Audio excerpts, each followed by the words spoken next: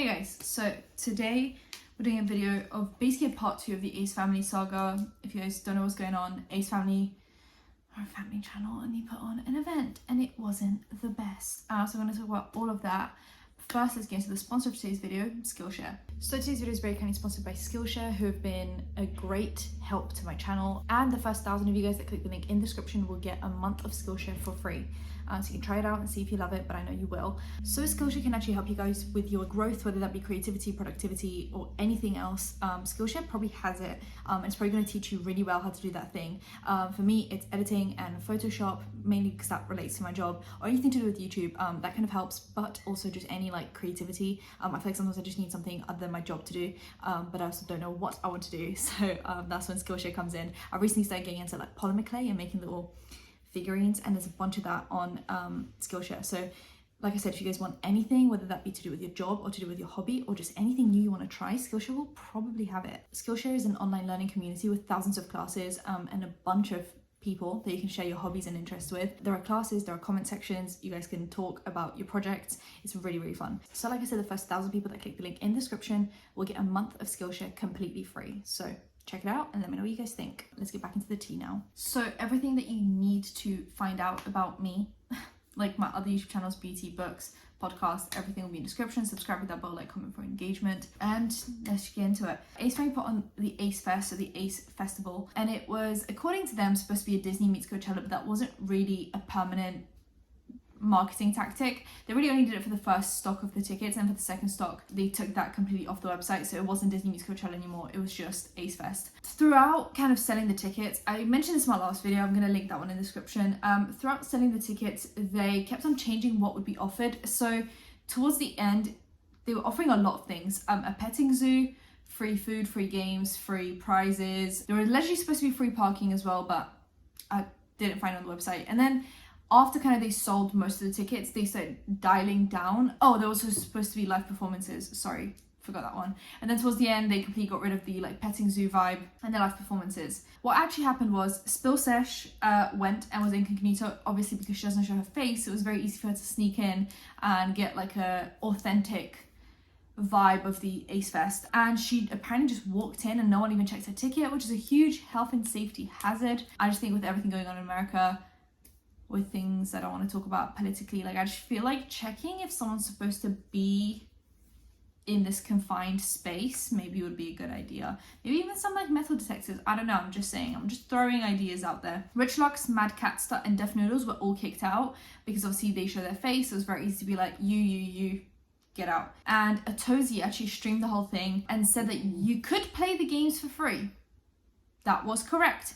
You could only claim one prize. So regardless of how many games you won, you could only claim one prize. And the prizes were like old merch, like some of it was like Christmas merch that they would sell. Like clearly that was just like laying in the stock room, like the warehouse, and they just needed to get rid of it. So those were the free prizes that you could win, but you could only win one. Now H3 actually defended the Ace Family because apparently a few of his employees went to the Ace Fest, actually queued up for the meet and greet, walked around. The thing is, Ethan had announced that they were going to go check out the Ace Fest in some capacity, and considering the size of the channel, I'm assuming the Ace Family knew about it, and also the size of the channel, the Ace Family were not going to kick them out because that would be a really bad look. So I think as much as like Ethan's employees had a really good time at Ace Fest, meeting the family, etc., I don't think that was necessarily the outlook everyone had or the experience everyone had. I think if you go there with that kind of sub count and that kind of, you know, risk, you're going to be treated very differently to just the average Joe walking in and paying $100 and just, you know, like I feel like the experience was very different. And you can tell with like their experience versus the other drama channels, and they were like Atozi, like I said, Rich Lux, Mad Catster, Deaf Noodles, Skillshare wasn't kicked out, so she was there.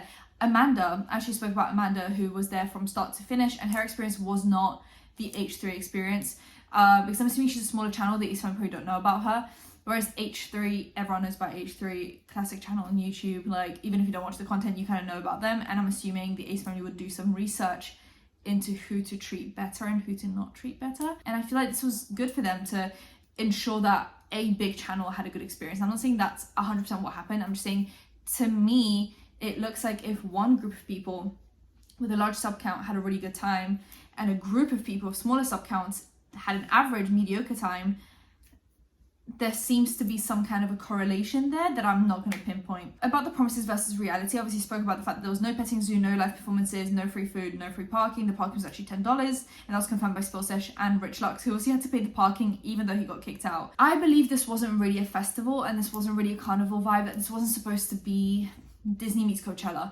This was supposed to be a meet and greet, but like a meet and greet with some rides and attractions on the side, so you're not just queuing up. But really and truly, if you were queuing up for the meet and greet, you probably wouldn't have time to do all the other stuff. So like this was you either meet the Ace family or you go on rides, pick. And the rides aren't that great, so obviously everyone went to the meet and greet.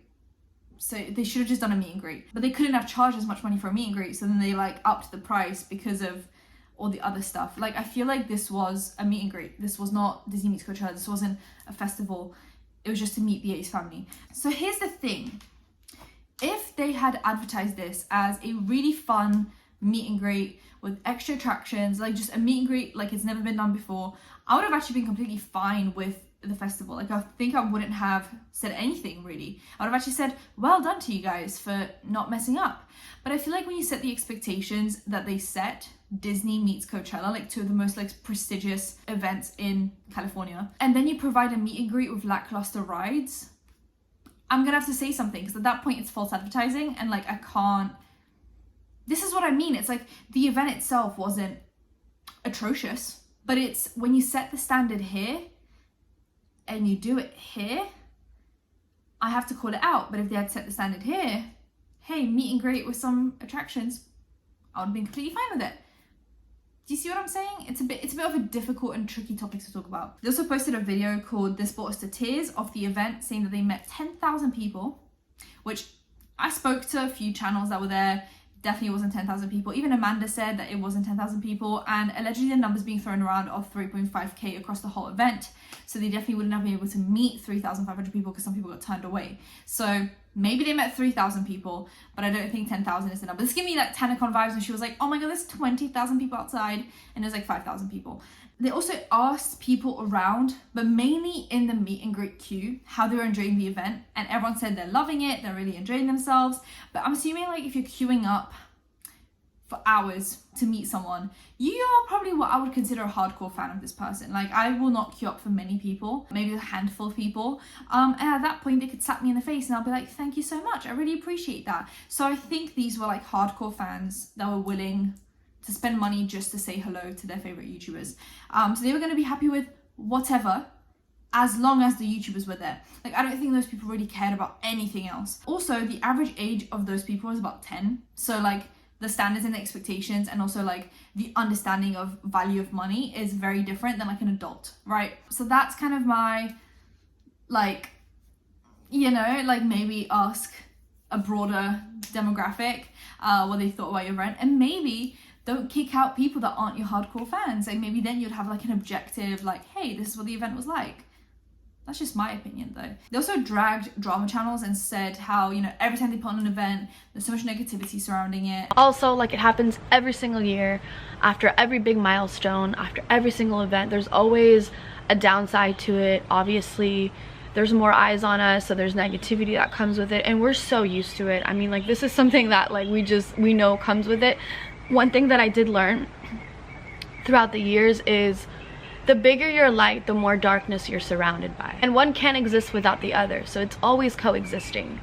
And so I feel like just knowing that and like being so aware of that, I think that that's brought me so much joy. But I just want to share it with you guys. And it's always this and that, and this, and it's just like, if the event is good, regardless of the YouTuber, no one's going to say anything bad. Like VidCon was originally put on by Hank Green, and who was a YouTuber, and no one really had anything bad to say, except for Tana Mojo that one time, and that turned into TanaCon, which obviously was mayhem. I feel like if you compare Ace Fest to TanaCon, you're going to be like, wow, this was actually good. No one ended up in hospital. But like I said, when you compare it to the standard they have set, it starts to get a bit messy. Like I said, if anyone puts on an event and it's a good time, I don't think there's anything to say. I just think this was sold as something that it wasn't. And that's probably the definition of a scam, but I don't want to get sued, so allegedly. Now, they also hinted about doing it again. They said that if you missed it this time, like, don't worry about it. And if you didn't get a chance to make it to Ace Fest, we may have another one in the future. This might be happening next year. And then Austin actually interferes and is like, but also there's the fight in July, so go to that. Or We'll see you July 30th in LA at Staples Center. Peddling more events. And like, bear in mind, like, everyone talks about Austin's first fight and he had an issue with that. He was like, oh my god, so much negativity around me. But like, you didn't pay the fighters and then got sued for 100 million and then paid them out of the settlement, you know? Anyway, that's it for today's video. Subscribe to that bell, like, comment for engagement, and I'll see you in my next one. Bye guys.